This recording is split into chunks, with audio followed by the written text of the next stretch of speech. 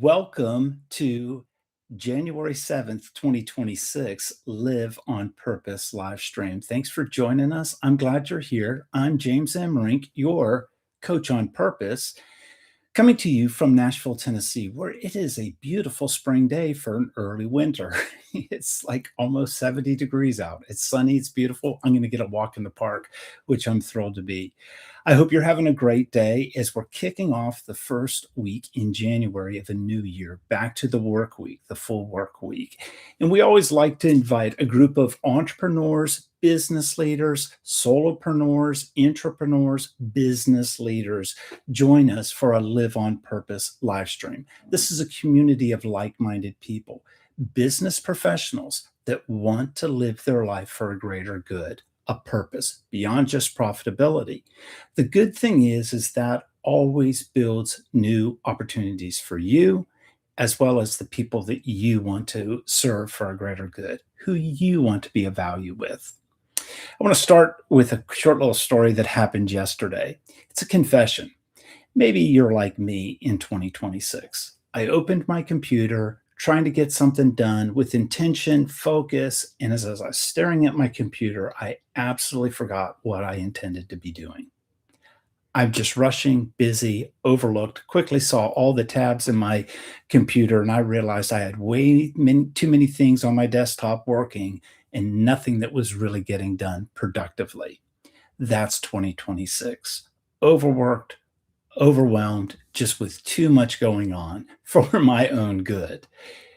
I don't know if you're like that, but that seems to be where the bulk of people are. And it's really one of the things that I want to talk about today is disengagement. Sometimes we can just get overwhelmed and it disengages us. Sometimes we just have a hard time getting engaged into the projects and the things that we really want to be doing. This typically is not laziness or lack of skill, but it's really, in my life and maybe in yours, a lack of focus and meaning or misalignment. And sometimes it's just distraction. We've got a world that's going way too fast. Purpose helps to give us strategy so that it stays on purpose. Our life stays on purpose. And this is really what I want to encourage you to be able to do today as well. So I ask, are you doing what actually matters or are you just doing? Too many times we're just doing. And what we really want to focus on is doing what really matters, to building a life of significance, not just staying busy.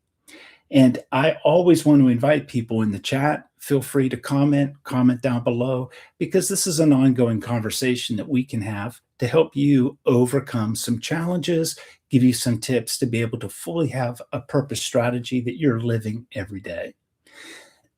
The bigger part of our disengagement comes from a world in chaos. Just in the last week of this year of 2026, we've had global unrest, continuing the ongoing global unrest, whether it's in the Middle East, whether it's in Russia, invading Ukraine, or more recently, just America's involvement in Venezuela and how that disrupts just not the Western Hemisphere of uncertainty of what's next or what could come, but also how it affects the global economy, mostly due to the oil reserves of Venezuela. We're all living in unrest globally.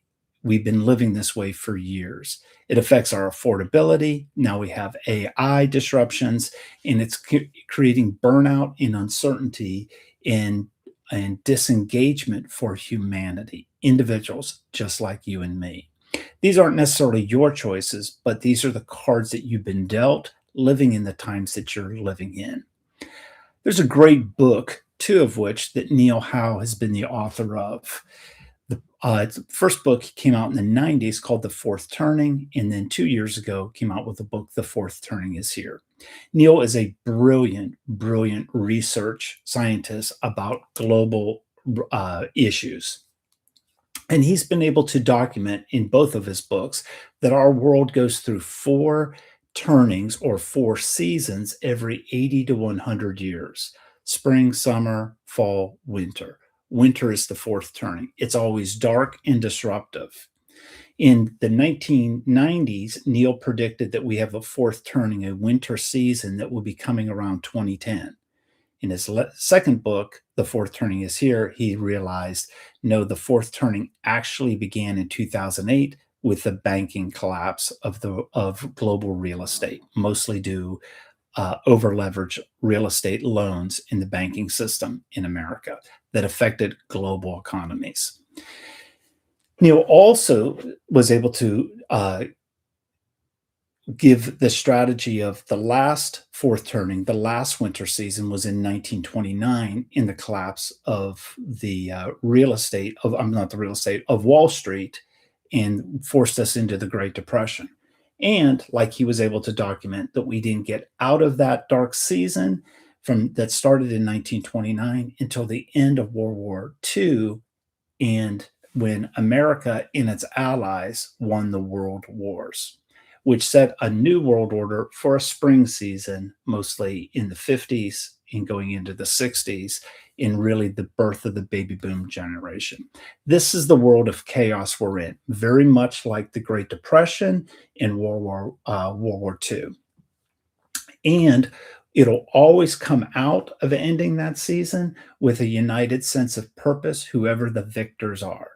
So the united sense of purpose for America and its allies against Germany and its allies and Japan and its allies was freedom. Freedom was the central united sense of purpose for America and its allies that built the economies of the world that we know it today. Now, once those world economies hit hard in 2028 with the real estate and the banking, we've had years of unrest, chaos, and confusion on a global scale. If Neil House prediction is correct, we won't get out of this season of chaos until 2033.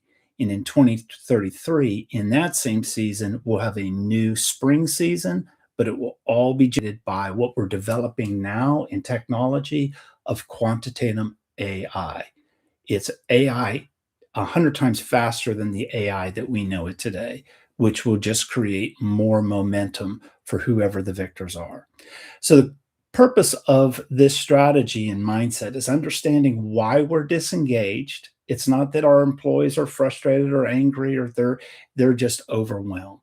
Purpose helps give you perspective and help you to rise above the noise and confusion. That's what we will really want to talk about today as we focus on the disengagement of 2026 and hoping that you have a plan to live your life in a more strategic way to stay above the noise and confusion as we go from 2026 into the 2030s, a strategy. So, my question to you is simple. Do you believe your life has a purpose? Most people will say yes. The question, though, is do you know what that purpose is? Can you define it like an elevator pitch? Can you define it like something simple? My simple declarative sentence is my purpose is to communicate hope, to help people, to make people happy. I'm hoping if you're watching this live stream, you get hope from this talk today. I'm hoping that in that hope that you get, it makes your life happy and it helps you.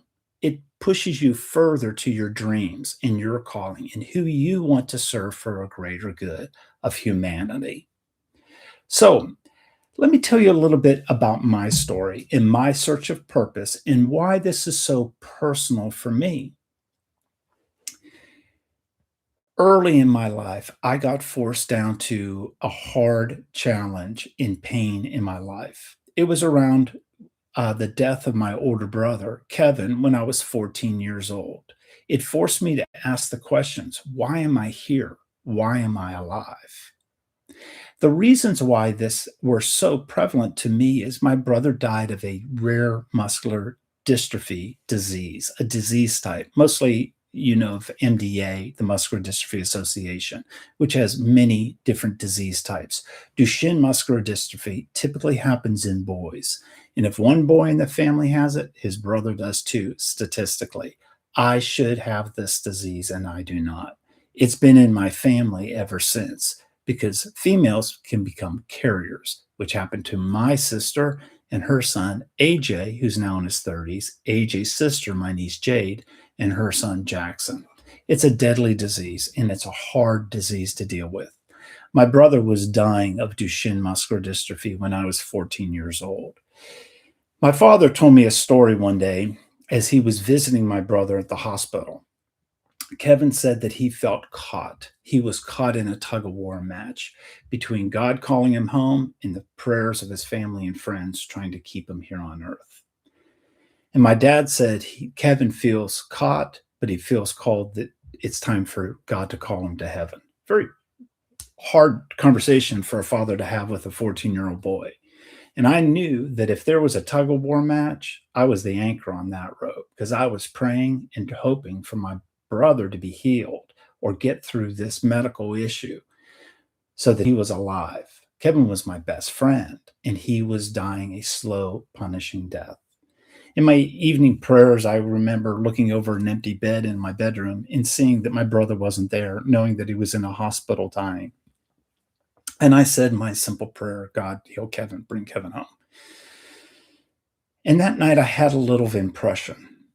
Hey, if I take him, are you going to be okay? And I said, yeah, you're God. If that's what you're wanting to do, you're God. I'm not. In that moment, I let go of the rope of the tug of war match. And I put Kevin's situation into something greater than me. Kevin died a couple days after that, but I was never angry at God or my father. God checked in with me. But it did force a bigger question as I was mourning the loss of my best friend. Why am I alive? Why am I here? In that moment, it set off my personal purpose quest, looking for answers in discovery. It was later in my life in the 30s. I had just moved from California as a television producer to Nashville, Tennessee, in hopes of taking my business to go from small tens of $1,000 projects to the multi-million dollar projects that were getting produced in Nashville, mostly in the Garth Brooks era of country music. A dear friend of mine recommended a business book called Built to Last, where it just talked about visionary business leaders and their competitors and what do visionary business leaders do. Visionary business leaders that built Disney, Walmart, Sony, Nordstrom, big visionary businesses that had also been in existence for over 50 years so that they went through multiple CEOs. They were built to last. This same business book was very inspiring and pivotal because it set up a new way of doing business in America and globally, where it's all centered around visionary leaders that have purpose, put to values with big goals to live the purpose. And in doing so, you become 6 times more profitable than the competition. Therefore, it's always smarter to pursue purpose versus the pursuit of profits. Southwest Airlines, Apple, Microsoft all had visionary business leaders that wrote founding purpose statements and values to protect the purpose with big goals to live it. These same strategies work for CEOs, entrepreneurs, business leaders, and individuals. If you figure out your purpose and live it, have more value in the marketplace, even in the world of AI that we're living in today.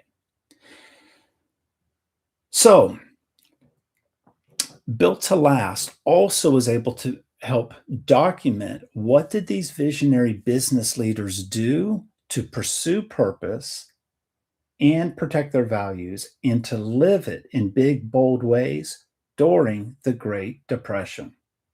In a moment, I'll tell you a little strategy of what happened with one of those business leaders, Walt Disney.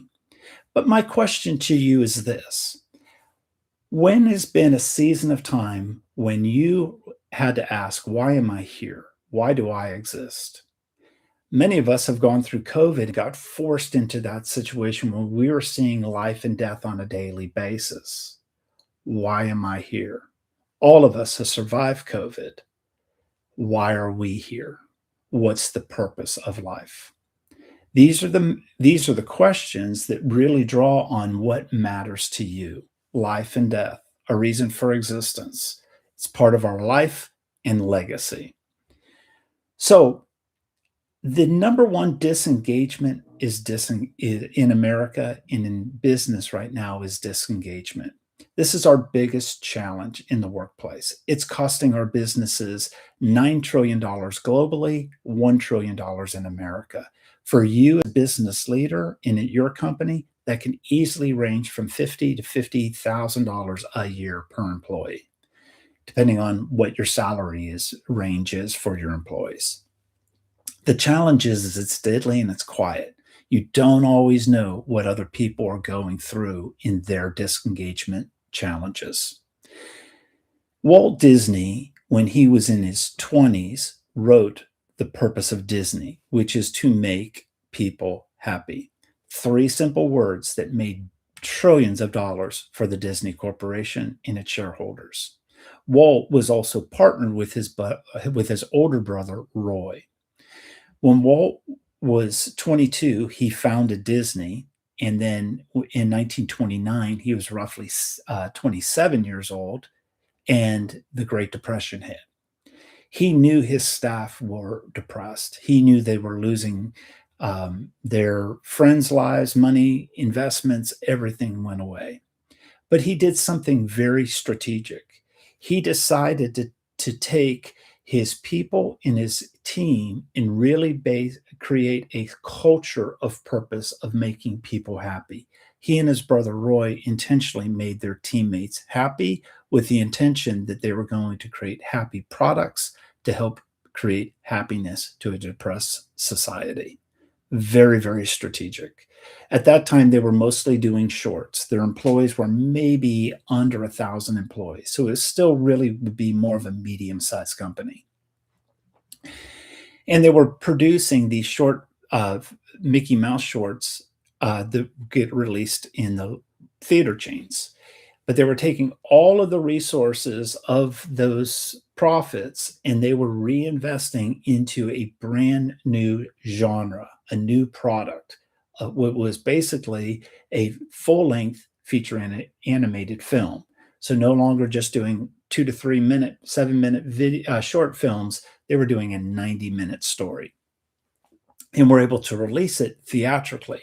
The very first one was Snow White and the Seven Dwarfs, which grossed $8 million in 1938, which is equivalent of $170 million today. That is how they were able to take purpose to make people happy, build a culture of purpose within Disney, and create new products and new opportunities in new sales and revenue for a whole new brand of feature full-length films, a whole new brand category. This is how Walt and Roy Disney were able to transcend the chaos of the Great Depression, and these same strategies will work for you in your business today. Your opportunity is understanding why we're disengaged, why your team is disengaged, in using purpose to unite new engagement for new products, new opportunities, new ways to bring value to one another and to customers. Here's why purpose is such a strategic fix. In reading through Built to Last, I came out of it wanting to write a purpose statement. However, Built to Last was not a how-to book. Built to Last was an exhaustive 7-year study of business decisions and analytics. But once I realized that the 17 business leaders and its founders all wrote founding purpose statements that were all outlined in Built to Last, I did two tasks. The very first task I did was I lined up all of the purpose statements and I began to dissect them as a writer because that's my background. So I was able to do what you would do in English class in elementary school. Where's the verb? Where's the noun? Where's the adjective? And you deconstruct the sentences. And in doing so, I discovered a habit and a pattern that none of these guys decided to do in writing their founding purpose statement, but they all end up doing, and now they've been successful and Built to Last. They all use words of feelings, put to actions to connect to people. Feelings plus action plus people is purpose of use formula for writing your purpose statement. Identifying the feelings you love to feel, the actions you love to do, and the people you want to influence for a greater good, your target. That is how we define purpose, and that is our strategy. That is how this strategy will work for you. This framework of purpose helps us always to do something fundamental. And it's really something, a lesson that I learned from Abraham Lincoln. Abraham Lincoln always said, "When I do good, I feel good." This creates a flywheel of purpose because when you do good, when I communicate hope or help people or make people happy, it makes me feel good. So it's renewable energy. Renewable energy. The more I communicate hope and help people and make people happy, the more I want to do it. The same is true for you. Let's say you're a golfer and you go out and play golf with a round of buddies and you do great. It feels good. You want to go back out tomorrow. You do horrible. It's like, put the clubs in the garage. I might not go play golf for another year. I don't care. I only get frustrated. That's what we're trying to do, is create a flywheel of purpose when you're continually doing good for others. So the way we do this individually with you is identifying what are the feelings that you love to feel. Those are the exact same feelings you want to go give to others, as well as what actions and things that are just come natural for you to do that you could do today to help fix the problems of others, your customers and your team members, much like what Walt Disney did in the Great Depression. How did he create opportunities of happiness for his staff, his team, one another, and his customers, all through the projects and the things that they developed for sales? Who do you want to serve? Who do you want to be of value to? It's fundamental for all business is if you want to be of value to people, if you want to be a success to people and profitable, you have to be of value. Your purpose is your unique quality. It's your differential quality to be able to be of value to the people that you want to serve for a greater good. Leaders lead with clarity. That's what I'm challenging you to do today. Teams understand when their work contributes to the global mission of the company. Individuals then get to be seen and valued, and work becomes meaningful, not just productive. So, what is the biggest disconnection you are feeling with your work right now? And how can purpose help resolve some of those pain points for you? Purpose of you is actively in the age of AI. This is the era of AI. And AI is replacing a lot of tasks in our workplace, especially elementary jobs for first jobs for people that are coming out of college. However, AI cannot replace purpose. Purpose is always founded in feelings. Again, feelings put to actions to connect to people. Feelings are foundational to emotional intelligence. As artificial intelligence increases, so does our emotional intelligence need to increase to lead technology and people. The future belongs to the people that do. College students are feeling a huge pendulum shift in the age of AI. They know that the tasks that they're learning today in college are going to be quickly replaced with AI and changing. However, this is their ongoing careers that they're dealing with.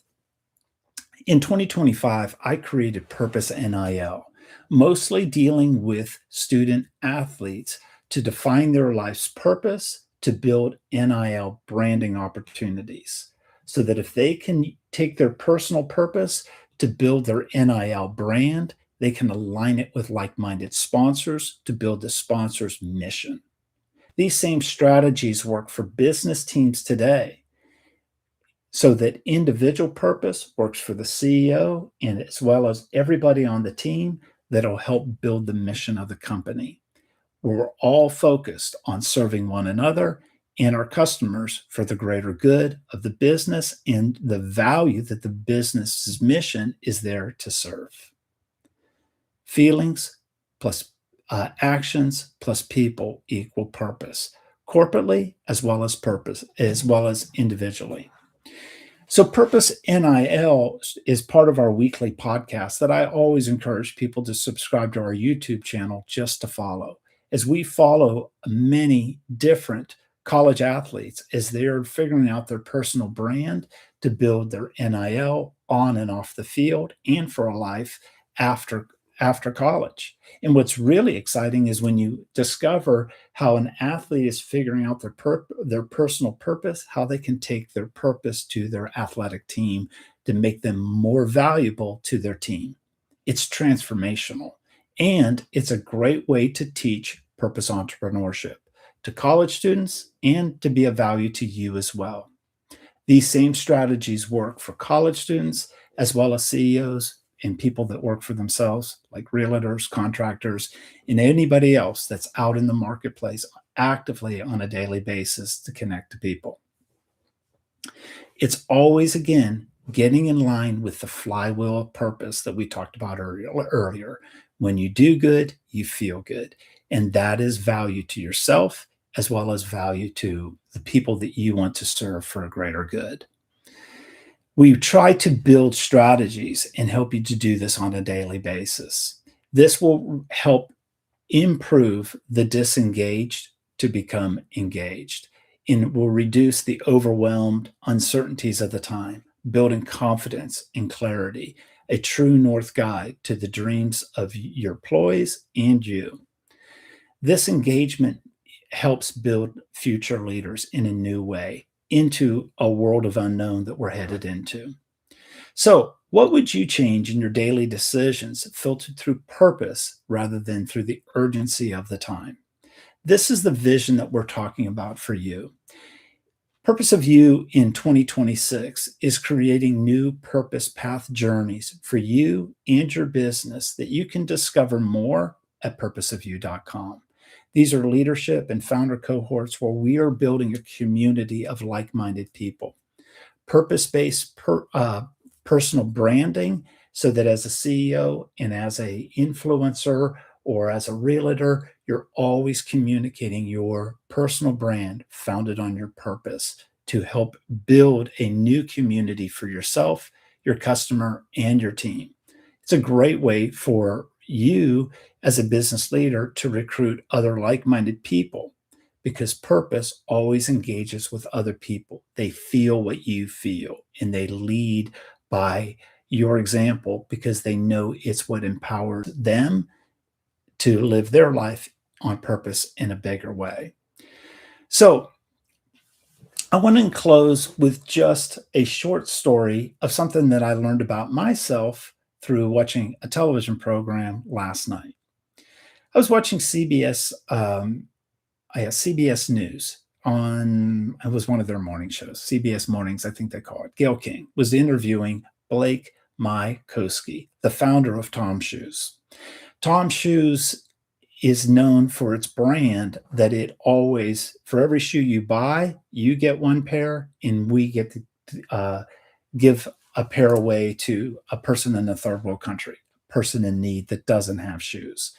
This really created social entrepreneurship. Blake was really the brains behind all of this entrepreneur style living. However, Blake had sold his company as an entrepreneur and then just got lost. He told Gail he lost his sense of purpose. He lost his reason for existence, and he got depressed, and his mental health began to collapse. And he got to the point where he was considering suicide. It's hard to believe that somebody so focused on helping the world around him was also having problems with mental health himself when he got separated from what he understood as his purpose, Tom's Shoes. However, he was able to work through his pain and create a new opportunity and a new purpose in life, or a new mission in his life to serve his purpose, which he calls the enough bracelets. Because his big question to himself is, am I enough? So he has bracelets that if you buy 2 bracelets, you get to wear one and give one to somebody else, always to encourage them that they are enough, that they too have a reason for existence, and they are enough to be alive and to be a part of society. Pain can often be what gets us to our purpose. Much like me when I was 14 years old, trying to understand purpose, it becomes a quest, it becomes a journey. And what I always try to do is help streamline it to where it's simple feelings, but to actions to connect to people. So, what I learned about myself is living your purpose helps you with your own mental challenges to be not disengaged, not depressed, but to rise above and thrive. Purpose is just not a strategy for survival, it's a strategy to thrive. When you're feeling disengaged, it's a signal, not a failure. It's a signal to go figure out your purpose and live it in a bit bigger way. Purpose is the answer most people are looking for. We don't need more hustles. We don't need more workshops. We need purpose to help us guide us to serving and living our purpose in a bigger way. And that's really what I'm encouraging you to do as we uh, lead on living on purpose in 2026. And my action call to you is something simple. If you're a business leader, if you're a business leader or over sales, learning and development, please consider having a conversation with Purpose of You. Purposeofyou.com. You can schedule a free conversation. It's not a sales call, it's a conversation of clarity to help decide if Purpose of You is right for you and your business. If you're a team member and this resonates for you, you can ask for Purpose of You at your work. Or as an individual, you can always start right now at purposeofyou.com and begin to take our masterclass and coaching services to help you figure out your purpose and live it in a bigger way. So, my closing thought to you is just something simple. 2026 is your year to live on purpose. Let's do it together. Thank you for joining us on this live stream. I know we've gone a couple minutes longer than we thought, but I hope it was of value to your time. And be sure to follow my weekly podcast and television show, Purpose NIL, and follow me on all social media at James M. Rink, including my YouTube channel. And for more purpose discovery, go to purposeofyou.com. Thank you for being a part of this episode of Live on Purpose.